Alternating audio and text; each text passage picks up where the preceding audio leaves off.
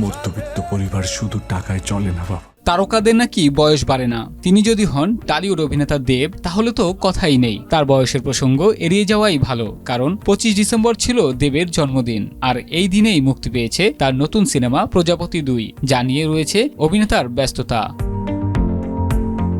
সকাল থেকে দম ফেলার সময় নেই দেবের। এই দিন বাড়িতে নয়, দেবদর্শন মিলেছে প্রেক্ষাগৃহে। জন্মদিনে আলাদা করে আরাম নয়, বরং কাজেই কাটাচ্ছেন তিনি। যদিও কিছু নিয়ম এখনো মানেন এই অভিনেতা। নিজের জীবন নিয়ে অভিযোগ করতে রাজি নন এই অভিনেতা। তবে তার মতে এখন আর জন্মদিন নিয়ে ছোটবেলার মতো উন্মাদনা নেই। জন্মদিনটা কাজের মধ্যে কাটছে, সিনেমায় কাটছে। এটাই দেবের কাছে বড় প্রাপ্তি।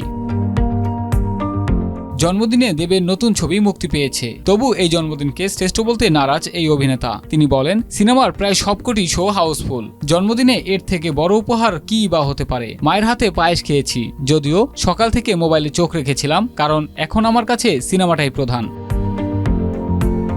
অভিনেতা জন্মদিনে অসংখ্য শুভেচ্ছা বার্তা পেয়েছেন। তার সিনেমার জন্য শুভেচ্ছা বার্তা জানিয়ে সামাজিক যোগাযোগ মাধ্যমে পোস্ট দিয়েছেন শুভশ্রী গঙ্গোপাধ্যায়। সঙ্গে আরও 2টি সিনেমার জন্য শুভেচ্ছা জানিয়েছেন এই অভিনেত্রী, যদিও দেবের নজরে পড়েনি সেই পোস্ট।